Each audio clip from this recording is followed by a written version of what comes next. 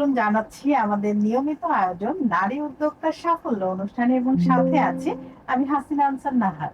প্রিয় দর্শক, প্রতি পর্বেই আমাদের স্টুডিওতে একজন নারী উদ্যোক্তা আমন্ত্রিত থাকেন। আজকে আমাদের স্টুডিওতে আছেন স্বর্ণা খান। পুরো অনুষ্ঠান জুড়েই স্বর্ণা খান আমাদের সাথে থাকবেন। তার জানা অজানা সকল তথ্য আমরা জানবো এবং তিনি কিভাবে একজন সফল নারী উদ্যোক্তা হয়ে উঠলেন সেই গল্পটাও আমরা তার কাছ থেকে শুনবো। চলুন দর্শক, আর দেরি কেন, আমরা চলে যাই স্বর্ণা খানের কাছে। কেমন আছেন? আছি আপু, আলহামদুলিল্লাহ। আপনি ভালো আছেন? হ্যাঁ, আমি খুবই ভালো আছি, কারণ স্বর্ণা খান আমাদের সাথে আছে। মাশাআল্লাহ, আপনাকে অনেক মিষ্টি লাগছে। থ্যাংক ইউ আপু। আপনার তো অনেক ব্যস্ততা, রান্না নিয়ে, বাচ্চাদের ঘর মানে সামলানো, ঘরের কাজ, বাইরের কাজ, আবার বিজনেস। তো আপনার এই কাজে আসার পেছনের গল্পটা আমি জানতে চাচ্ছি, কে অনুপ্রেরণা দিল এবং শুরুটা কিভাবে ছিল? আচ্ছা, শুরু ছিল আপু, আমি একদমই এই লাইনের ছিলাম না। আমি আমার এমবিএ কমপ্লিট করার পরে আমি ব্যাংকিং সেক্টরে ছিলাম, ব্যাংকে জব আচ্ছা, করতাম। আচ্ছা। তারপর যেহেতু বাচ্চারা ছোট ছোট ছিল, আমি ওই জবটা ছেড়ে দিলাম, কারণ ব্যাংকিং জব টাইমের একটা ব্যাপার ছিল। তো তখন থেকে আমার মনে হতো যে আমি কিছু একটা করবো, এভাবে বসে না থেকে কিছু একটা করব। যেহেতু রান্না, ছোটবেলা থেকে রান্নার খুব একটা শখ ছিল, তো ভাবলাম এটাকেই আমি পেশা হিসেবে নেই। তো এইভাবেই আসা। আর সাপোর্ট যদি বলেন আপু, ফ্যামিলি তো অবশ্যই, তাদের অনেক সাপোর্ট ছিল আসার পিছনে। আলহামদুলিল্লাহ, তারা খুব সাপোর্ট দিয়েছে। আপনার উদ্যোগের নাম কি? ফুডিজ প্লেট আপু আমার। ডিসপ্লেট। হ্যাঁ। চমৎকার নাম। এই নামটা আপনি দিয়েছেন? না আপু, এটা আমার মেয়ে দিয়েছে। তাই? হ্যাঁ, আমার মেয়ের দেয়া খুব নাম। চমৎকার নাম। তো ব্যবসা শুরু করার সময় পরিবার ও সমাজের সমর্থনটা আসলে কেমন ছিল? পরিবার পরিবার তো সাপোর্ট করেছে, জি জি। কিন্তু সমাজ, যে আমাদের পরিবেশ, ফ্রেন্ড সার্কেল, আত্মীয় স্বজন, তারা কিভাবে নিয়েছে আপনাকে? আত্মীয় স্বজন, ফ্রেন্ড সার্কেল, তারা খুব উইলিংলি নিয়েছে আপু, তারা এনকারেজ করেছে সব সময়। তবে আমরা যে সময়টা শুরু করেছিলাম সেই সময়টা এত কম্পিটিশন ছিল না। আস্তে আস্তে যেটা আমরা দেখলাম যে এই ফিল্ডটাতে আমাদের অনেক কম্পিটিশন বেড়ে গেল। এখানে যেটাকে বলা হয় মানে একটা যুদ্ধ টাইপের, কে কিভাবে সার্ভ করতে পারবে, কত ভালো সার্ভ করতে পারবে, এটা নিয়ে একটা বেশ কম্পিটিশন ছিল। তখন একটু টাফ ছিল। তো আলহামদুলিল্লাহ সবাই মোটামুটি সেটেল হয়ে গেছি আর কি। একজন নারী উদ্যোক্তা হিসেবে আপনার বড় চ্যালেঞ্জ কি ছিল? আমার সবচেয়ে বড় চ্যালেঞ্জ ছিল আপু, যেটা আমার মানে সবাই ভাবে যে যখন এটা হোম শেফের কাছ থেকে আমি খাবার নিব, সেটা অনেক মানে অনেক সস্তা হবে রেস্টুরেন্টের থেকে। কিন্তু এখানে আমাদের কথা হচ্ছে, আমরা কিন্তু রেস্টুরেন্টের থেকে বেশি হাইজিন মেনটেন করি, ফুড কোয়ালিটিটা মেনটেন করি, এবং তাদেরকে মানে যেভাবে সার্ভ রেস্টুরেন্টে করা হয় তার থেকে আমরা মোটামুটি বেশ অনেকটা অ্যাডভান্সভাবে সার্ভ করি। এটা অনেকে নিতে পারে না আসলে। তারা ভাবে কেন আমি এত দাম দিয়ে এটা নিব। এইটা খুব চ্যালেঞ্জ, মানে এই জিনিসটা খুব চ্যালেঞ্জ তাদের বোঝানো যে আমরা যেটা সার্ভ করি সেটা অনেক বেশি হাইজিন এবং স্বাস্থ্যসম্মত খাবার। অবশ্যই, কারণ দর্শক, আমরা যখন বাসায় যে খাবারটা তৈরি করি ক্যাটারিং এর জন্য, অর্ডারের জন্য, আমাদের বাসায় কিন্তু সেই খাবারটাই তখন খায় সবাই। সো আমরা ওই মায়ের হাতে ছোঁয়াটাই রাখি। আমরা অবশ্যই আমাদের পরিবারের জন্য যেমন হাইজিন মেনটেন করে তৈরি করি, ঠিক তেমনই কিন্তু গ্রাহকের জন্য তৈরি করি। তো গুণগত মান বজায় রেখে এবং কোনো কম্প্রোমাইজ না জিনিসের সাথে, যে আমি কম মূল্যে কিনবো, বেশি মূল্যে বিক্রি করব, না, কোনো কম্প্রোমাইজ করা যাবে না দামের সাথে এবং মানের সাথে। সো এই জন্যই আমরা যারা হোমমেড খাবার তৈরি করি তাদের খাবার একটু হয়তো বা বেশি প্রাইস হতে পারে, সব ক্ষেত্রে না। তবে অবশ্যই বলবো এখানে মায়ের হাতের ছোঁয়া থাকে, কারণ সেই খাবারটা আমাদের সন্তানও খাচ্ছে। অবশ্যই। এবং আপনার পণ্যের গুণগত স্বাদ ও নিরাপত্তা আপনি কিভাবে নিশ্চিত করেন? কেন আপনার পণ্যই নিবে? আরো তো অনেক ক্যাটারিং হ্যাঁ, আছে। অবশ্যই আপু। আমি আমার আমার কিচেনে যে প্রোডাক্টগুলি আসে সেগুলো সবকটা আমি নিজে তাকে মনিটর করি। ও আচ্ছা। মানে সেটা একদম বলেন যে সেটা গ্রোসারি আইটেম হতে পারে, সেটা যে কোনো ধরনের ভেজিটেবল আইটেম হতে পারে, ইভেন যেটা মাছ মাংস যেটাই আসুক, সেটা আমি একদম এনশিওর করি যে সেটা আমার বেস্টটাই আসবে। কারণ ওই যে যেটা আপনি বললেন যে আমি আমার বাচ্চাকে বা আমার বাসায় যা খাওয়াবো, আমি অবভিয়াসলি আমি আমার কাস্টমারকে আমি তাই দিব। নিজের বিবেকের কাছে একটা ইয়ে না, না, অবশ্যই। থাকবে যে আমি ভালোটাই দিব। এই জন্য আমি ওইটা আমি নিজেই মনিটর করি এটাকে। বাহ, চমৎকার। তো তো আপনার ব্যবসার জন্য রেসিপি প্রোডাকশন ও সাপ্লাই চেইন ম্যানেজ করার কৌশল কি? রেসিপিটা হচ্ছে আমার প্রথম কথা হচ্ছে যারা আমার কাছ থেকে খাবার নেয়, আমি মেইনলি একদম আমাদের কালচার, যেটা কালচার, আমার দাদি আমাদের নানু যেগুলা রান্না করে তাদের কিচেন থেকে যা আমরা শিখেছি, আমি সেটাই প্রোভাইড করার চেষ্টা করি।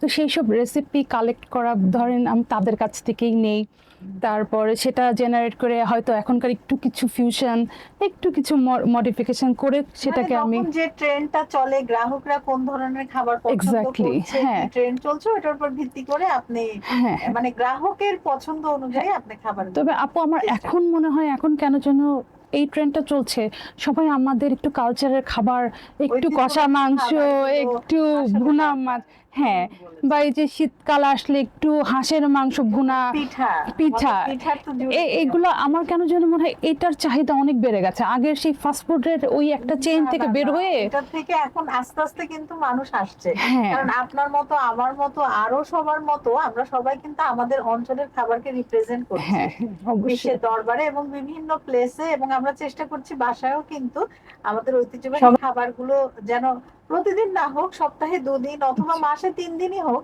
এবং আমার যেটা মনে হয়, দর্শক, আমরা যখন খাবারগুলো তৈরি করব, আমরা আমাদের ফ্যামিলির সাথে বসে খাবো, খেতে খেতেই আমাদের সন্তানদের সাথে আমরা শেয়ার করি, তাহলে তারাও কিন্তু আমাদের এই খাবারের মূল্যবোধটা বুঝবে।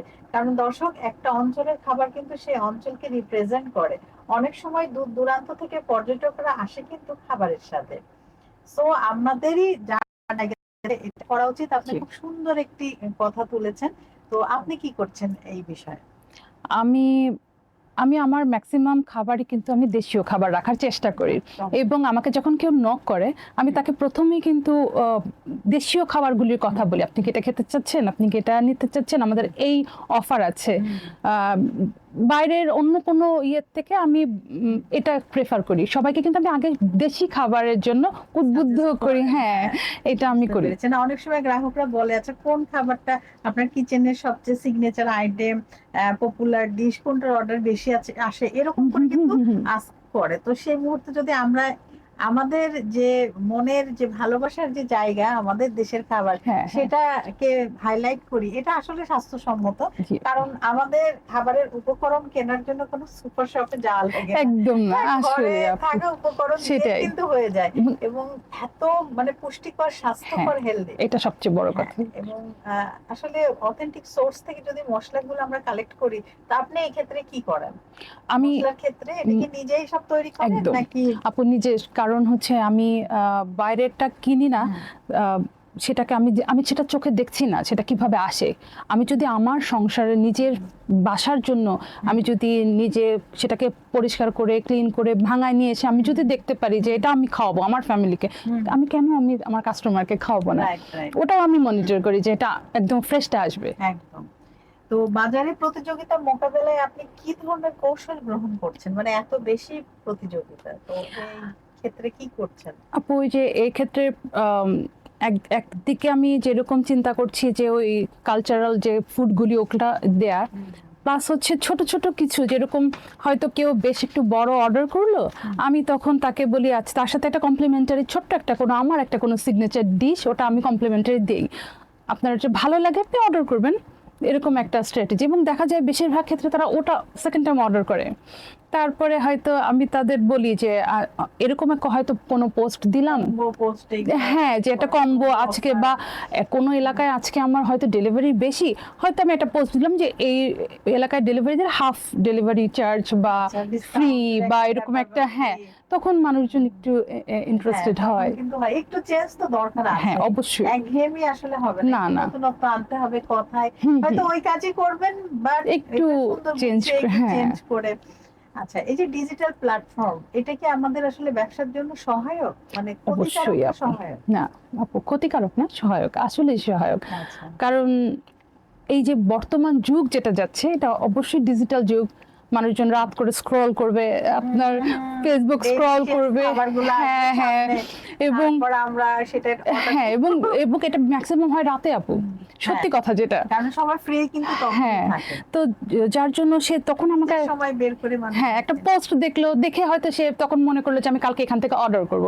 এটা আমাদের অনেক হেল্পফুল আসলে। না অবশ্যই প্রোডাক্ট প্রাইসিং এবং প্রফিট মেইনটেইন করা কতটা কঠিন, আপনি কিভাবে এটা পরিচালনা করেন? আপু এটা এখনকার সময় একটু কঠিন, কারণ প্রতিটা জিনিসের আমরা জানি দাম অনেক বেশি, এবং আপনি যখন একটা ভালো জিনিস দিতে চাবেন তখন ওটা অবভিয়াসলি ওটার প্রোডাক্টের দাম এমনি বেড়ে যাবে।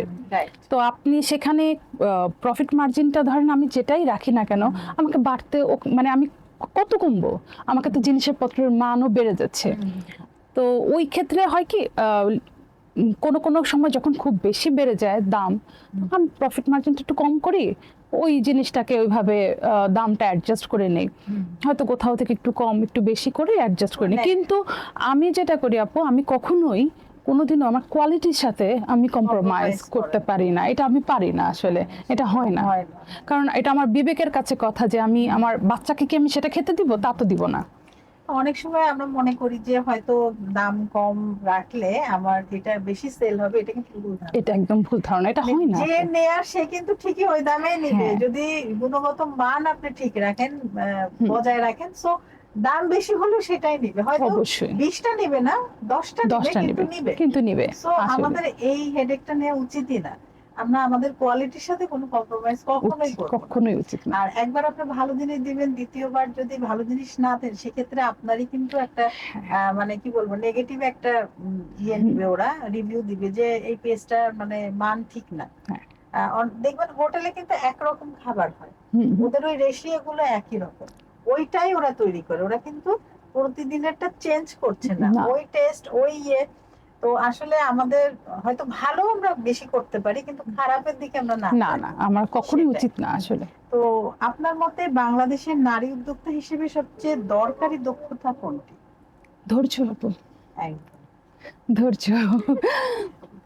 একটা হ্যাঁ, আমার মনে হয় হয়তো আল্লাহ সুবহানাহু ওয়া তাআলা আমাদের এভাবেই বানিয়েছেন যে একটা ছেলে মানুষের যে আমাদের ধৈর্য অনেক বেশি, সব ক্ষেত্রে আমাদের ধৈর্য অনেক বেশি, সবকিছু সামলে চলতে। হ্যাঁ, তো এই জন্য হয় কি ওই হয়তো আমার বিজনেসে প্রথম দিকে ভালো কিছু আসবে না, আবার ভালো কিছু আসার পরে এক সময় আবার খারাপে চলে যাবে, কিন্তু আমাকে ডিমোটিভেট হলে হবে না, আমাকে সেই ধৈর্যটা রাখতে হবে, বা কিভাবে আমি আরো ডেভেলপ করতে পারি সেটা নিয়ে আমাকে স্টাডি করতে হবে, ধৈর্য থাকতে হবে। একদম ধৈর্য, সহনশীলতা, নিজের প্রতি আত্মবিশ্বাস এবং কাজের প্রতি ভালোবাসা, এই কয়টা জিনিস থাকলে আপনাকে আর কেউ আটকাতে পারবে না।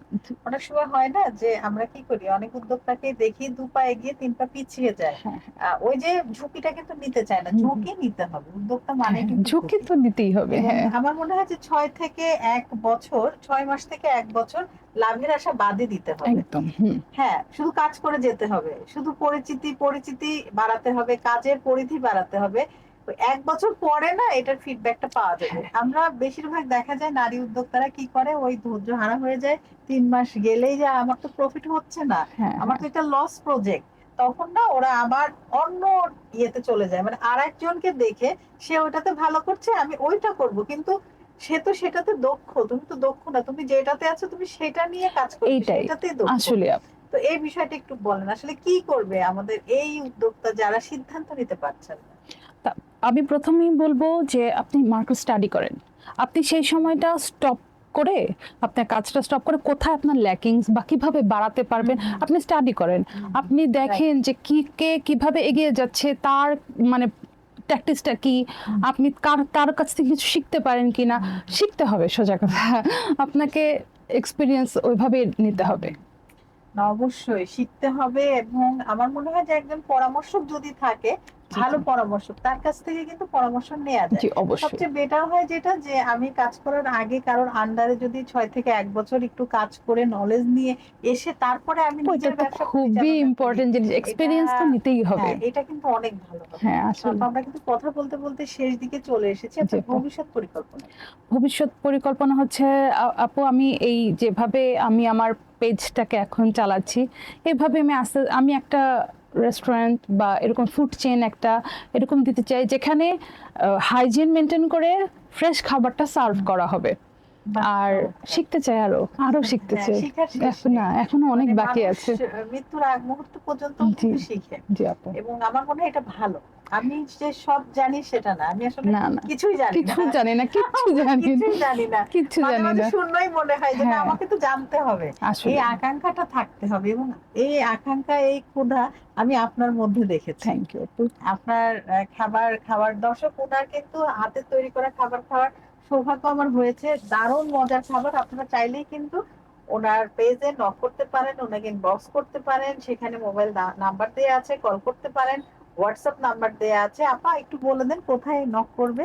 আমাকে নক করতে হলে ফুডিজ প্লেট, আপনি ওই পেজে নক করতে পারেন। আর হোয়াটসঅ্যাপ 019389000502, এই হোয়াটসঅ্যাপ নাম্বারে আপনারা কন্ট্যাক্ট করতে পারেন।